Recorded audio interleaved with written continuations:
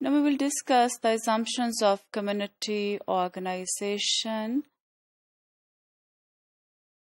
Communities of people can develop the capacity to deal with their own problems. This is an important assumption on which the method of community organization rely.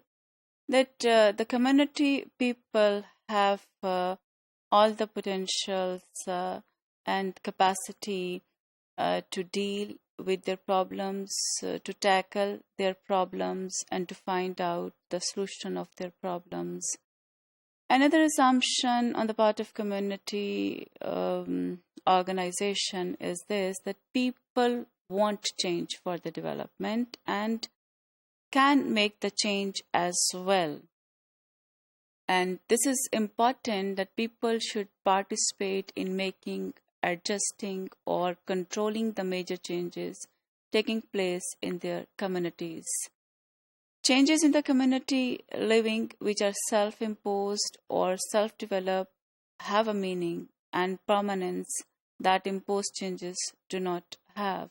So if some changes brought about by the will and wish of the community people, it is long-lasting and it is more successful and it is being accepted by the community people as compared to that change which is brought and which is introduced in the community against the willingness of the community people.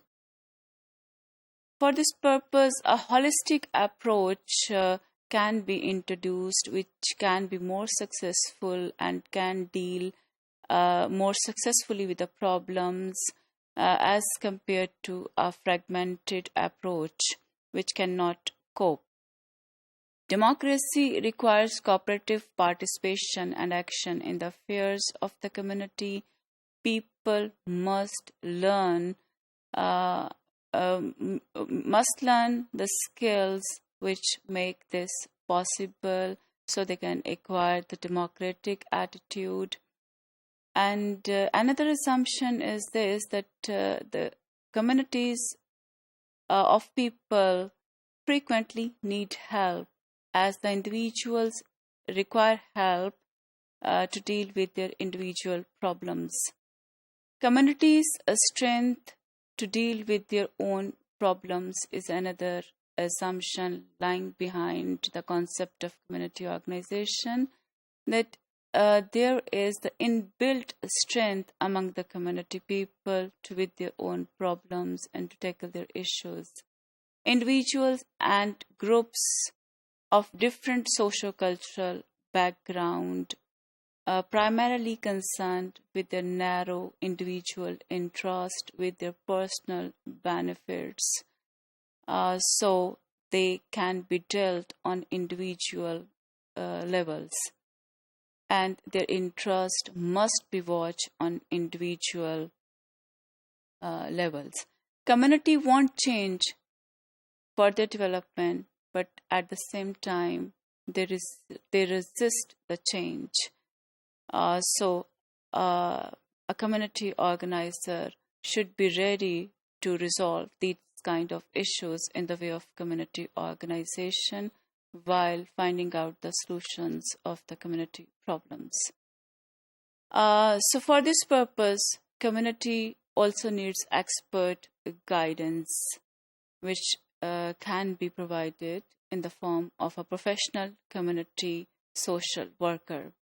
To evolve interest of community, planned change should be introduced so that the community people may derive immediate tangible benefits from that change.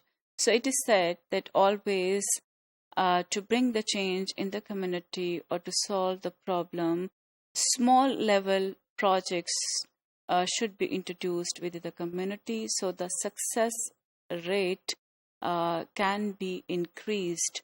Otherwise, in the form of the failure of a project, the community will be disappointed and will not accept any change and will not participate in further development programs. People's active involvement in formulation, implementation, execution, monitoring, supervision, and evaluation of development programs is much needed.